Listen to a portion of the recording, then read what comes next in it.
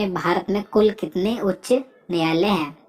देखिए, जितने भी क्वेश्चन मैं आपके लिए इस वीडियो में लेकर आया हूँ, अगर आपको उनमें से किसी का भी आंसर पता है तो आप हमें कमेंट बॉक्स में बता सकते हैं।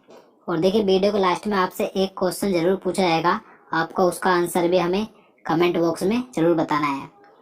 तो इस क्वेश्चन का राइट आंसर ऑप्शन बी हो जाएगा 25।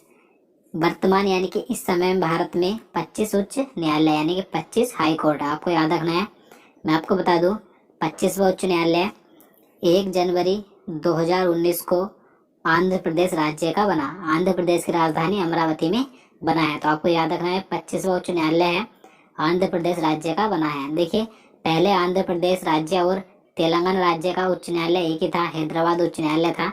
लेकिन 1 जनवरी 2019 से आंध्र प्रदेश राज्य का एक अलग उच्च न्यायालय हो गया है और तेलंगाना का उच्च न्यायालय अलग हो गया है। तेलंगाना राज्य का उच्च न्यायालय है हैदराबाद उच्च न्यायालय। तो आपको याद रखना है। तो चलिए नेक्स्ट क्वेश्चन देखते हैं।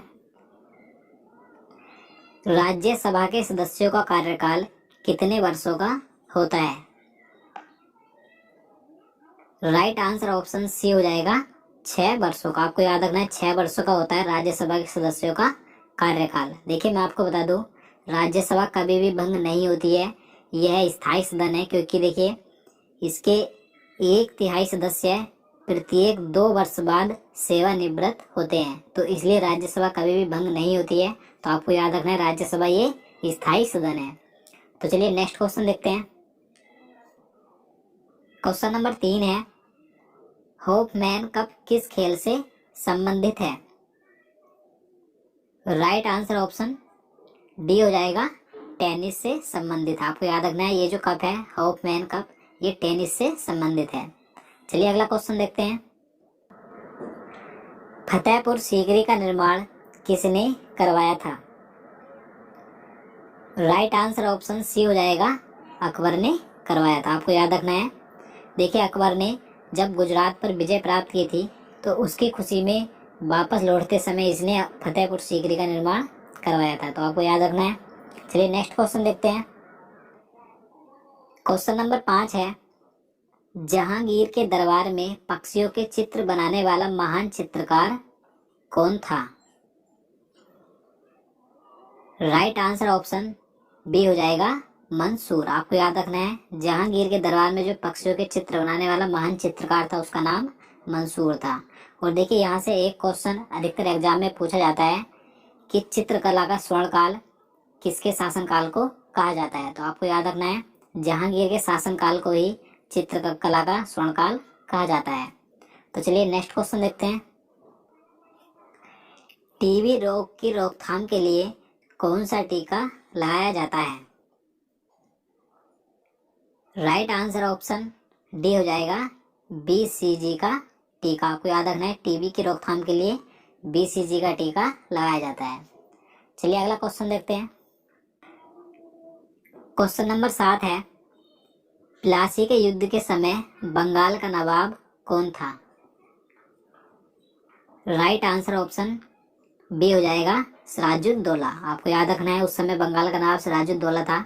देखिए, प्लासी का युद्ध 23 जून 1757 ईस्वी को अंग्रेजों तथा बंगाल के नवाब सिराजुद्दौला के बीच लड़ा गया था। इस युद्ध में अंग्रेजों ने सिराजुद्दौला को हरा दिया था। और देखिए, उस समय अंग्रेजों का नेतृत्व रॉबर्ट क्लाइव ने किया था। तो आपको याद रखना है। चलिए नेक्स्ट क्वेश्चन देखते हैं। पेरियार राष्ट्रीय उद्यान किस जानवर के लिए प्रसिद्ध है? सही आंसर ऑप्शन सी हो जाएगा हाथी के लिए प्रसिद्ध। आपको याद रखना है। और देखिए, ये उद्यान कहाँ पर है? ये केरल राज्य में स्थित है। चलिए अगला क्वेश्चन देखते हैं। गरसोप्पा जलप्रपात किस राज्य में स्थित है? राइट आंसर ऑप्शन ए हो जाएगा कर्नाटक राज्य में स्थित है। और ये किस नदी पर स्थित है? आपको याद रखना है ये श्रावती नदी पर स्थित है। और देखिए, गरसोप्पा जलप्रपात का अन्य नया नाम क्या है? महात्मा गांधी जलप्रपात। तो आपको ये भी याद रखना है। चलिए अगला क्वेश्चन देखते हैं। क्वेश्चन नंबर 10 है, मनुष्य के शरीर में इंसुलिन का स्राव कहाँ से होता है? राइट आंसर ऑप्शन बी हो जाएगा अग्नाशय से होता है। आपको याद रखना है मनुष्य शरीर में जो इंसुलिन होता है उसका निर्माण यानी कि वो जो निकलता है तो अग्नाशय से निकलता है।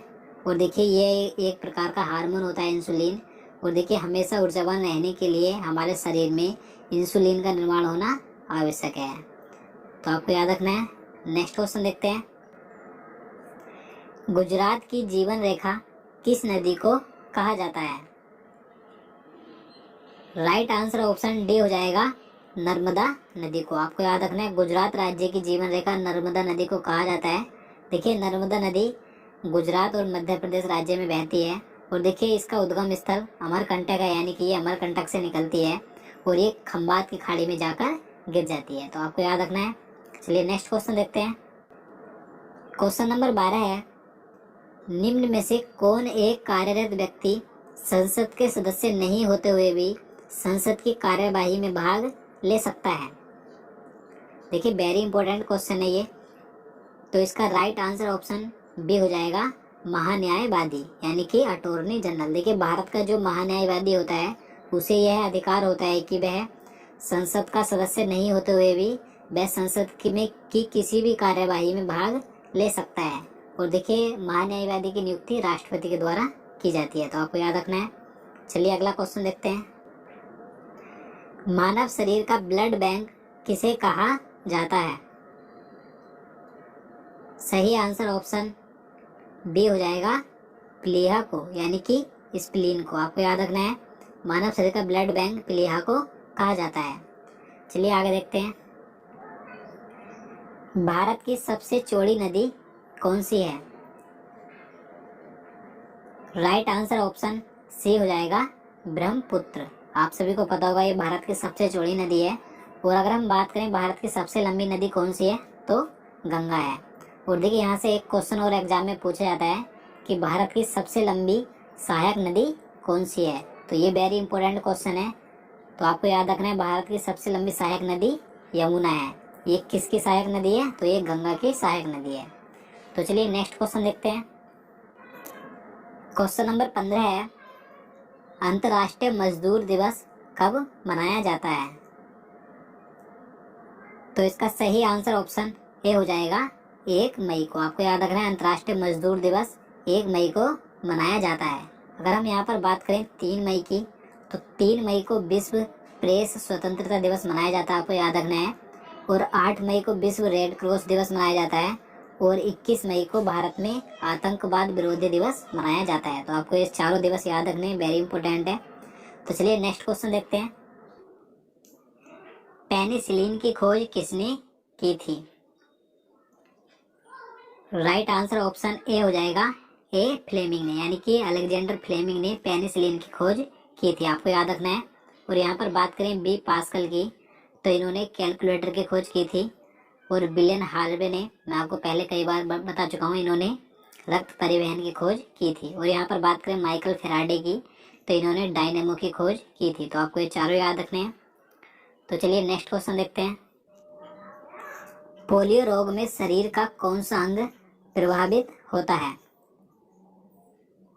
राइट आंसर ऑप्शन सी, तंत्रिका तंत्र। आपको याद रखना है। और अगर हम बात करें पोलियो रोग के टीके की खोज किसने की थी, तो आपको याद रखना है जॉन ई साल्क ने की थी। तो ये वेरी इंपॉर्टेंट है, तो आप इसे याद रखिएगा। तो चलिए नेक्स्ट क्वेश्चन देखते हैं। हैजा रोग किसके कारण होता है? राइट आंसर ऑप्शन बी, जीवाणु यानी कि बैक्टीरिया के कारण, दूषित पानी पीने से। आप सभी को पता होगा। देखिए अगर आप चाहते हैं कि इन सभी से होने वाले रोगों का वीडियो मैं आपके लिए एक अलग से बना दूं, तो आप हमें कमेंट बॉक्स में बता सकते हैं। तो चलिए नेक्स्ट क्वेश्चन देखते हैं। संविधान के किस अनुच्छेद का संबंध संविधान संशोधन से है? राइट आंसर ऑप्शन बी, अनुच्छेद 368। अनुच्छेद 368 में संविधान संशोधन का प्रावधान किया गया है, आपको याद रखना है। और इसे भाग 20 में रखा गया है, तो आपको ये भी याद रखना है, भाग 20 और अनुच्छेद 368। तो चलिए अगला क्वेश्चन देखते हैं। क्वेश्चन नंबर 20 है, चाय की खेती के लिए उपयुक्त मिट्टी कौन सी है? Right answer option C, laterite मिट्टी। देखिए लेटराइट मिट्टी चाय की खेती के लिए उपयुक्त होती है। इसमें लोहा, एल्युमिनियम और चूने की अधिक मात्रा पाई जाती है, तो आपको याद रखना है। चलिए नेक्स्ट क्वेश्चन देखते हैं। स्वतंत्रता प्राप्ति के समय भारतीय राष्ट्रीय कांग्रेस के अध्यक्ष कौन थे? Right answer option C, JB Kripalani. आपको याद रखना है, जिस समय भारत आजाद हुआ था स्वतंत्रता प्राप्ति के समय, उस समय भारतीय राष्ट्रीय कांग्रेस के अध्यक्ष JB कृपलानी थे। नेक्स्ट क्वेश्चन देखते हैं।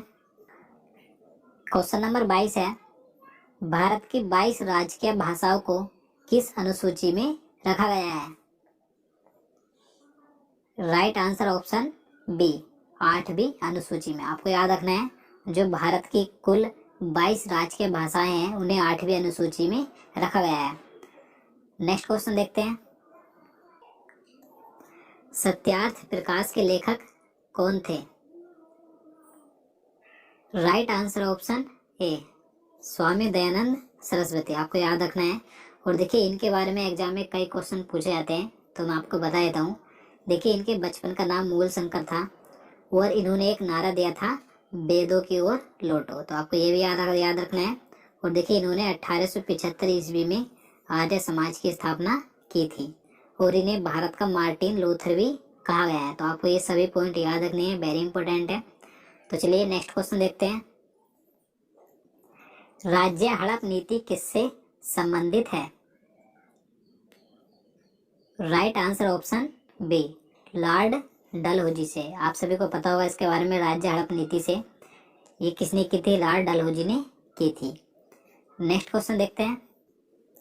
तो आज का हमारा आपसे सवाल है, किस टीम ने 2019 का संतोष ट्रॉफी खिताब जीता है? देखिए ये क्वेश्चन मैं आपको पहले करंट अफेयर्स के वीडियो में करवा चुका हूँ, तो आपको इसका राइट आंसर आपको हमें कमेंट बॉक्स में जरूर बताना है। तो दोस्तों आज के लिए इतना ही। उम्मीद करता हूँ आपको वीडियो पसंद आया होगा। अगर आपको वीडियो अच्छा लगा हो तो वीडियो को लाइक करना, और अगर आप किसी भी एग्जाम की तैयारी कर रहे हैं तो हमारे पहले के सभी वीडियो देख सकते हैं। आपके आने वाले एग्जाम के लिए वेरी इंपॉर्टेंट वीडियो है वे। तो चलिए मिलते हैं नेक्स्ट वीडियो।